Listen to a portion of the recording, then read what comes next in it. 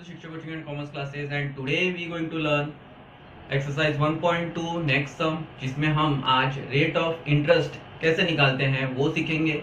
सम में दो अमाउंट दिए हुई है, पीरियड दिया हुआ है, पर सम में हमें रेट ऑफ इंटरेस्ट कैसे निकालना है हम वो देखते हैं। तो सम पढ़ते हैं हम। Bill of rupees 10,100 drawn on 14th January for 5 months was discounted on 26th March and the customer was paid 9,939.25 rupees. Find the rate of interest. Find the rate of interest. बहुत ही सिंपल सम है। सबसे पहले हम लोग ये देखते हैं sir actually सम में दिया क्या है। तो मैंने तुम लोगों को ऑलरेडी बताया था बेसिक कंसेप्ट में कि एक्चुअली जितने अमाउंट का बिल ड्रॉ होता है उसे हम क्या कहते हैं। तो एक्चुअली जितने अमाउंट का बिल ड्रॉ होता है उसे हम क्या कहते हैं, फेस वैल्यू। राइट है। तो जितने अमाउंट का बिल ड्रॉ होता है उसे हम कहते हैं फेस वैल्यू। तो यहाँ पे हम सबसे पहले लिख देते हैं face value is equal to 10,100। कितना है फेस वैल्यू? 10,100। नेक्स्ट है कैश वैल्यू। अब ये कैश वैल्यू कैसे है तो मैं आपको बता दूं, फाइनली जब कस्टमर एक अमाउंट पेड करता है आफ्टर डिस्काउंट, ठीक है, सारी चीजें डिडक्ट करने के बाद, डिस्काउंट वगैरह सब कुछ निकालने के बाद जब कस्टमर फाइनली एक अमाउंट देता है तो उसे हम बोलते हैं कैश वैल्यू। क्या बोलते हैं हम उसे? Cash value. और इसीलिए देखिए कैश वैल्यू का फॉर्मूला क्या है, cash value is equal to S D sum due, जिसे हम फेस वैल्यू भी बोलते हैं। ठीक है, सम ड्यू उसी को हम बोलते हैं फेस वैल्यू। ठीक है, तो face value minus bankers discount, यानी जितने का बिल है अगर उसमें से मैं बैंकर्स डिस्काउंट लेस कर दूं तो ये मिल जाएगी हमें एक्चुअल अमाउंट जो कि कस्टमर अब एक्चुअली पेड करेगा। ठीक है, तो यहाँ पे दिया हुआ ये अमाउंट कि कस्टमर ने एक्चुअली पेड किया है 9,939.25 रुपीज। तो हमने यहाँ पे लिख दिया कैश वैल्यू दिया है हमें 9,939.25 रुपीज। ठीक है, अब कैश वैल्यू का हमने फॉर्मूला लिखा एस डी, या फिर आप इसे लिखे फेस वैल्यू, दोनों में से कोई एक, माइनस बी डी। 9,939.25 मैंने कैश वैल्यू की जगह पर उसकी अमाउंट लिख दी जो कि हमें क्वेश्चन में ऑलरेडी गिवन है, दिया हुआ है। फेस वैल्यू हमें क्वेश्चन में दिया है 10,100 माइनस बैंकर्स डिस्काउंट हमें नहीं पता, तो हमने बैंकर्स डिस्काउंट को एज इट इज रखा। ठीक है स्टूडेंट्स, मैं एक और बात आपको बता दूं कि हमने बैंकर्स डिस्काउंट निकालने के लिए इस बार ये वाला फॉर्मूला क्यों यूज किया, क्योंकि बैंकर्स डिस्काउंट हमें इस सम में निकालना है, बट जिस सम में आपको कैश वैल्यू और सम ड्यू, जिस सम में आपको कैश वैल्यू और सम ड्यू ये दोनों अमाउंट दे दी जाती है, ठीक है, तो वहां आप सबसे पहले ये वाला फॉर्मूला लगाएंगे। ध्यान देना, जब भी किसी भी सम में आप देखेंगे कि सर हमें कैश वैल्यू और सम ड्यू यानी कि फेस वैल्यू, सर हमें किसी भी सम में अगर कैश वैल्यू और फेस वैल्यू सर दे दी गई है तो हम सबसे पहले ये वाला फॉर्मूला पुट करेंगे ताकि हमें बैंकर्स डिस्काउंट मिल जाए। उसके बाद आपको एन निकालना हो या आर निकालना हो आप बहुत ही इजीली निकाल सकते हैं। ठीक है, यहाँ पे हम स्टार्ट करते हैं। हमने कैश वैल्यू की वैल्यू पुट की, फेस वैल्यू की वैल्यू पुट की, बैंकर्स डिस्काउंट को एज इट इज रहने दिया। बैंकर्स डिस्काउंट यहाँ पे नेगेटिव है, मैं यहाँ पे लेके आया लेफ्ट हैंड साइड में, तो पॉजिटिव हो गया। 10,100 अपनी जगह पे है और 9,000 जो है हमने यहाँ पे लेस किया। 10,100 में से इतनी अमाउंट लेस हुई, हमारा आंसर है 160.75। कितना है आंसर हमारा? 160.75। ये हो गया हमारा वर्किंग। ये क्या हो गया हमारा? वर्किंग। अब हमें सब में पूछा है रेट ऑफ इंटरेस्ट कैलकुलेट करने के लिए। तो ऑलरेडी मैंने कल आपको बताया कि जब भी सब में आपको डेट ऑफ ड्रॉइंग और डेट ऑफ डिस्काउंट दिया हो तो हम ये 5 चीजें सबसे पहले लिख लेंगे। राइट है, वही हमारी सेम मेथड और वही स्टेप्स के थ्रू हम जाएंगे। डेट ऑफ ड्रॉइंग, तो डेट ऑफ ड्रॉइंग देखिए हमारे सम में क्या दिया हुआ है स्टूडेंट्स, 14th जनवरी। 14th जनवरी, तो 14th जनवरी हमारा क्या हो गया? Date of drawing. Okay, now date of discount, date of discount कितना दिया है हमें? 26 मार्च। राइट है। Date of bill, period of bill, sorry period of bill कितना है हमारे पास? 5 मंथ। मैंने ऑलरेडी आपको बताया पीरियड ऑफ बिल को एन नहीं लेना है, एन हम अलग से हमेशा निकालते हैं, ये सिर्फ पीरियड है। ओके, नॉमिनल ड्यू डेट, अब सबको पता है अगर डेट ऑफ ड्रॉइंग है 14th जनवरी, ठीक है, तो नॉमिनल ड्यू डेट कितना होगा? 5 महीने बाद। 5 महीने बाद हम नॉमिनल ड्यू डेट कैसे निकालेंगे? तो 14 जनवरी आपकी क्या है? डेट ऑफ ड्रॉइंग, उसमें 5 मंथ ऐड कीजिए। ठीक है, तो जनवरी, फरवरी, मार्च, अप्रैल, मई। जनवरी से लेके फरवरी 1 महीना, फरवरी से लेके मार्च 2 महीने, मार्च से लेके अप्रैल 3 महीने, अप्रैल से लेके मई 4 महीने और मई से लेके जून, मई से लेके जून कितना हो गया? ये 5 महीना। तो यहाँ पे एक्चुअली हमारा नॉमिनल ड्यू डेट क्या आएगा 14 जून, राइट है। अब इसके आगे लीगल ड्यू डेट क्या निकालना है हमें, legal due date. Legal due date निकालने के लिए हमने बोला था इससे हम बोलते हैं ग्रेस पीरियड, जो कि 3 दिन हम ऐड करते हैं, तो हम इसमें 3 दिन ऐड कर देंगे, दैट इज 17 जून।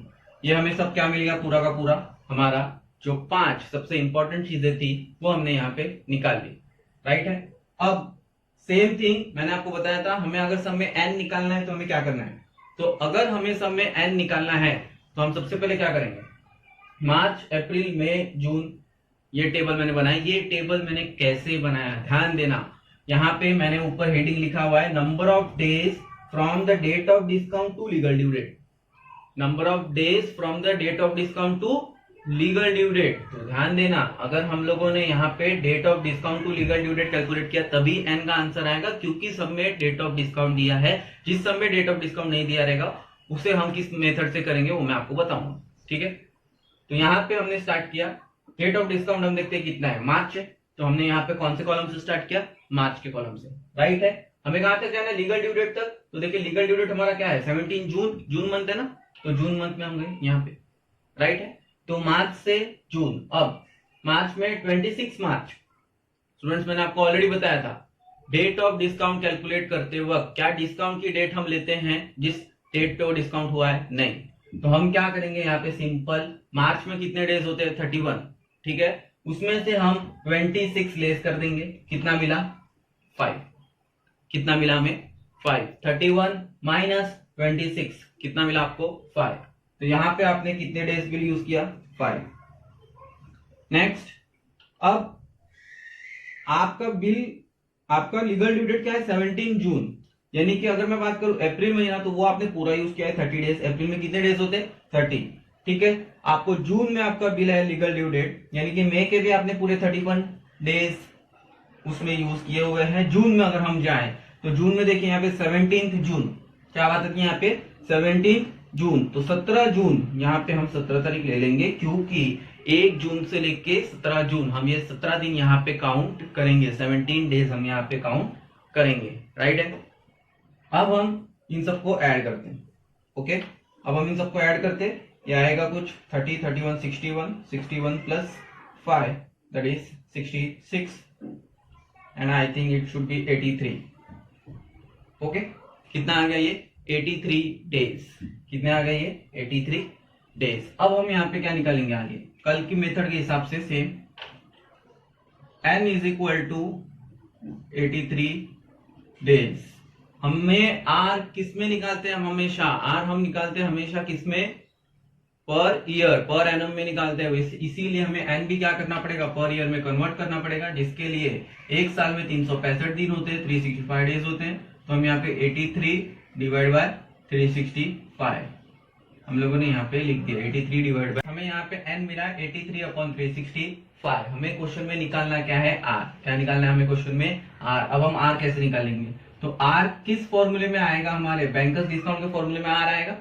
जैसे हमने कल बैंकर्स डिस्काउंट निकाला, face value into N into R upon 100, same thing हमें यहाँ पे बैंकर्स डिस्काउंट जब ऑलरेडी हमने निकाल चुके हैं 160.75, तो हम यहाँ पे बैंकर्स डिस्काउंट का फॉर्मूला पुट करेंगे, bankers discount into F into N into R, bankers discount is equal to F into N into R upon 100, right है। अब बैंकर्स डिस्काउंट आपको दिया हुआ है सब में 160.75 is equal to face value कितना है आपके पास, तो फेस वैल्यू आपका 10,100, ठीक है, और n कितना है इंटू 83 अपॉन 365, r हमें नहीं पता जो कि फाइंड आउट करना है, और नीचे है 100, ठीक है। अब 100 को मैं यहाँ पे लेके आ जाता हूँ ताकि ये 0.75, यहाँ पे देखिए डिजिट, डेसिमल के बाद 2 डिजिट है तो ये हट जाएगा, यहाँ पे 160, सॉरी यहाँ पे आ जाएगा 16075 यानी 16,075 रुपए यहाँ पे अपने आप आ जाएंगे, क्यों, क्योंकि 100 का मल्टीप्लाई यहाँ से होगा, ठीक है, तो वो डेसिमल हट जाएगा।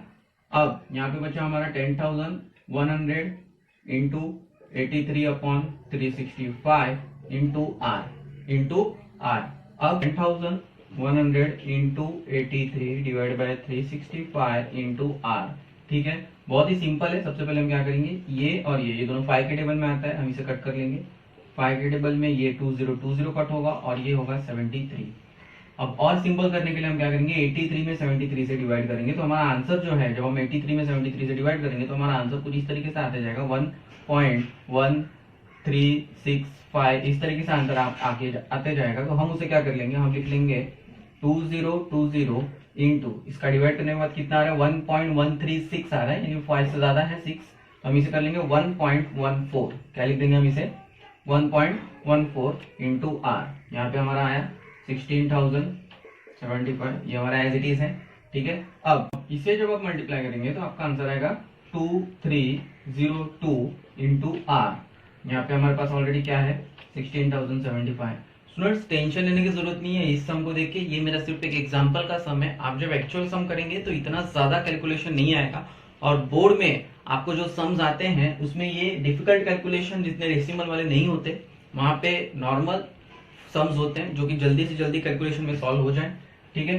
तो यहाँ पे अगर हम इसे सॉल्व करेंगे तो r इज इक्वल टू, अब ये यहाँ पे मल्टीप्लाई है 2302 जो है यहाँ पे मल्टीप्लाई है, यहाँ जाने के बाद क्या हो जाएगा वो डिवाइड, तो डिवाइड बाय 2302, इसका आंसर आपको कुछ इस तरीके से है 6.99, जिसे हम राउंड फिगर लिख देंगे 7%। ये हमारा क्या आ गया आर का आंसर। सम में दिया क्या है, a bill of rupees 18,000 discounted for rupees 17,568 at bank on 25th October 2017. If the rate of interest was 12% per annum, what is the legal due date?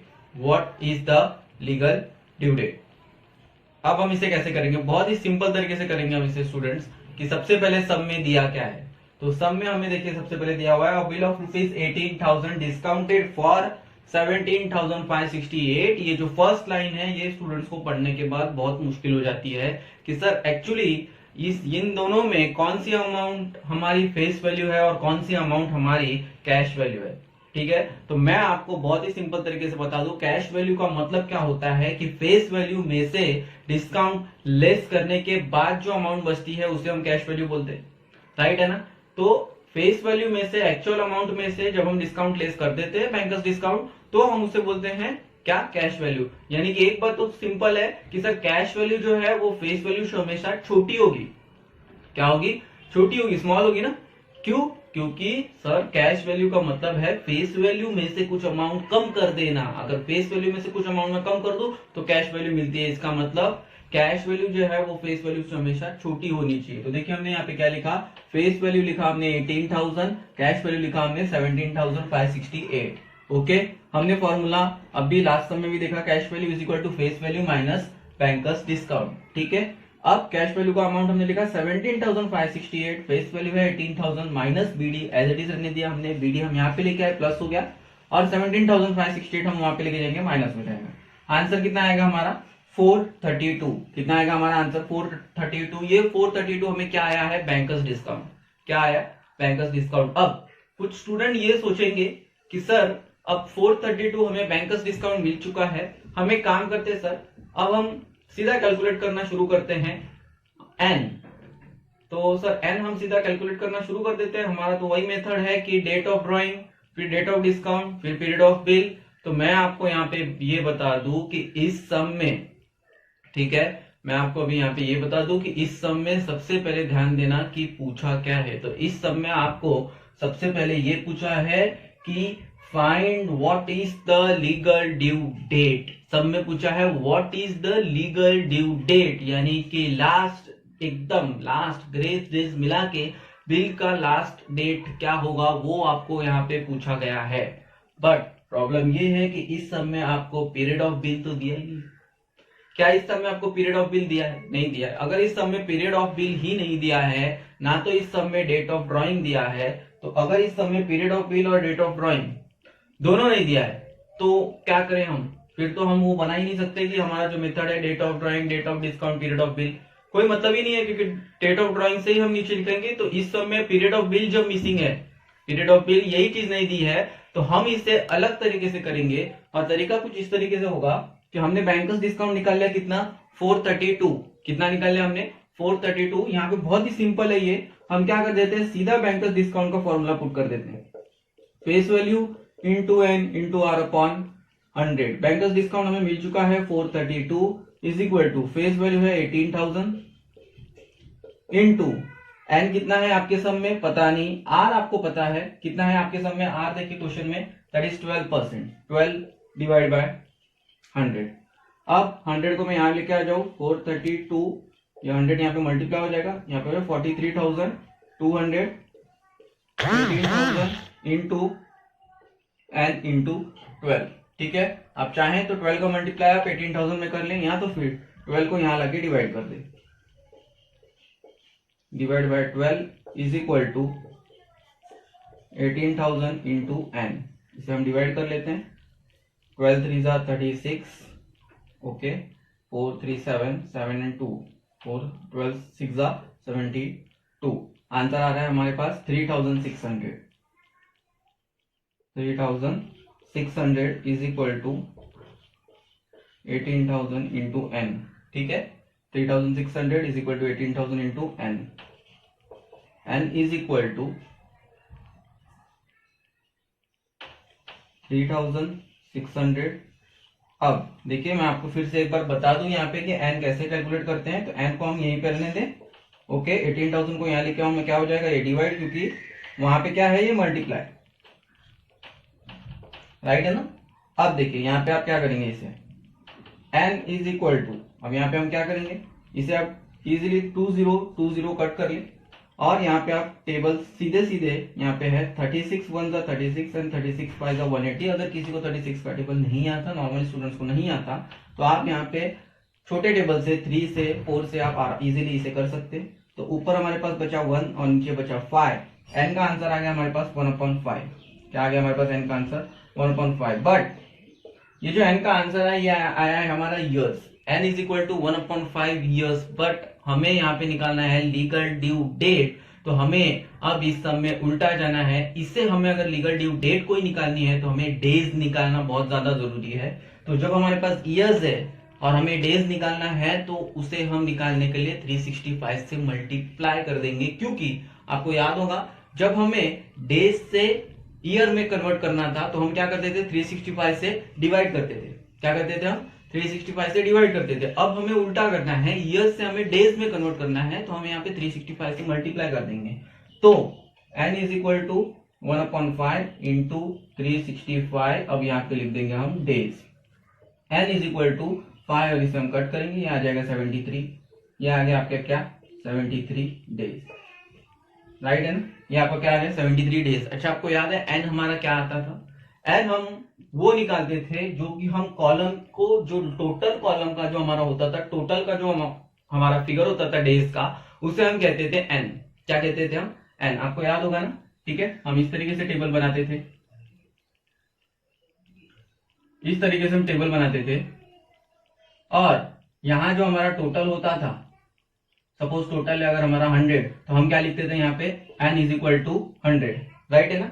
और उसके बाद हम इसे 365 से डिवाइड करके हम इसे ईयर में कन्वर्ट कर देते हैं। अब इस सम में आपको क्या करना है, इस सम में आपको क्या करना है, आपको n मिला, आपको 73 डेज। क्या मिला आपको 73 डेज। तो अब डेज मिला जो अगर मुझे n, तो मैं उसे यहाँ पे लिख दूंगा, क्योंकि टोटल को हम क्या कहते हैं n, टोटल को हम क्या कहते हैं n।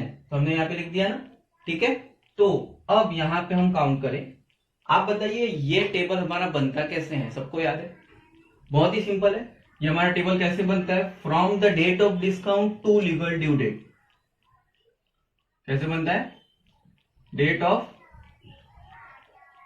Discount to legal due date. इस तरीके से हम हमारा कॉलम ये बनता है, from the date of discount to legal due date. अब हम इसे बहुत सिंपल तरीके से बनाएंगे। क्या करेंगे हम यहाँ पे, date of discount, date of discount आपके सब में दिया हुआ है, तो हम यहाँ पे देखेंगे क्वेश्चन में, यस डेट ऑफ डिस्काउंट दिया हुआ है 25 अक्टूबर। कितना दिया हुआ है 25 अक्टूबर। तो 25 अक्टूबर अगर दिया हुआ है तो अक्टूबर में हम सबसे पहले ये देखेंगे, यहाँ पे हम लिख लेते हैं अक्टूबर। ठीक है, आगे हमें ये नहीं पता कि सर हमें कहां तक जाना है, आगे हमें ये नहीं पता कि सर हमें अक्टूबर में देखिए 6 डेज लिखे हैं। क्यों, क्योंकि डेट जो है वो डिस्काउंट से स्टार्ट होता है और लीगल ड्यू डेट पे खत्म होता है, date of discount to legal due date. अब 25 अक्टूबर को हमने बिल्कुल डिस्काउंट किया है, यानी कि अक्टूबर में टोटल 31 डेज होते हैं, उसमें से मैंने 25 जो डेट है उसको मैंने लेस कर दिया, 31 में से 25 लेस किया, कितना आ गया 6 डेज। तो ये 6 जो है ये हमारा यहाँ पे आ गया। अब 6 में आप तब तक डेज ऐड करते जाइए, उतने दिन 6 में ऐड कीजिए जब तक आपका 73 नहीं आ जाता। फॉर एग्जाम्पल मैं 6 में 30 ऐड करता हूँ, कितना आ रहा है 36, तो मैं और 30 ऐड करूंगा, कितना आएगा 66, तो मैं उसमें और 7 ऐड करूंगा, समझ में आ रहा है, तो कितना आएगा 73। तो इस तरीके से मैं ऐड करते जाऊंगा। फिलहाल अक्टूबर के बाद अब कौन सा महीना आता है, नवंबर। नवंबर में टोटल कितने डेज होते हैं 30, तो हमने इसके पूरे 30 दिन ले लिए क्योंकि हमें तो पूरा 73 डेज तक उसे ऐड करना है। फिर दिसंबर में टोटल कितने डेज होते हैं 31, है ना, 31 होते हैं। 30 प्लस 31 कितना है 61 होता है, कितना होता है 61 प्लस 6 कितना होता है 67। हमें कितना चाहिए 73, हमें कितना चाहिए 73, यानी कि हमें अभी भी इसमें कितने दिन ऐड करने बाकी है, 6 दिन और ऐड करने हैं। तो दिसंबर के आगे कौन सा महीना आता है, जनवरी। कौन सा महीना आता है दिसंबर के आगे, जनवरी के हम कितने डेज लेंगे फिर 6, कितने डेज लेंगे हम जनवरी में, 6 डेज हम जनवरी में यहाँ पे लेंगे। अब ये जो लास्ट कॉलम हमारा होता है ये डेट ऑफ डिस्काउंट से स्टार्ट होता है, लीगल ड्यू डेट पे खत्म होता है, और जो लास्ट कॉलम होता है उसे हम लीगल ड्यू डेट बोलते हैं। तो ये हमारा इस सम में जो हमें निकालने बोला है लीगल ड्यू डेट, तो हमारा इस सम में लीगल ड्यू डेट हो जाएगा 6 जनवरी, राइट है 6 जनवरी, ये हमारा क्या हो जाएगा लीगल ड्यू डेट। बहुत सारे स्टूडेंट सम को फटाफट करने के चक्कर में लिख देंगे 6 जनवरी 2017 और ये सम हो जाएगा पूरा का पूरा गलत। 6 जनवरी 2017 लिख देंगे, ये सम हो जाएगा पूरा का पूरा गलत। ध्यान देना बिल डिस्काउंट क्या है 25 अक्टूबर 2017 को ना, तो 25 अक्टूबर 2017, तो ये अक्टूबर 2017 का महीना है, ये नवंबर 2017 का महीना है, दिसंबर 2017। जब आप जनवरी में जाएंगे तो ये ईयर चेंज हो जाएगा एंड इट शुड बी 2018। तो जनवरी क्या हो जाएगा आपका 6 जनवरी, यहाँ पे 2017 नहीं आना चाहिए, देखिए मैंने क्रॉस मार्क किया, यहाँ पे क्या आना चाहिए 2018, 6 जनवरी 2018। तो ये है हमारा इस सम में लीगल ड्यू डेट। यहाँ पे हमारे आंसर खत्म हो जाता है, यहाँ पे हमारा ये आंसर खत्म हो जाता है, हमने फाइंड आउट कर लिया लीगल ड्यू डेट।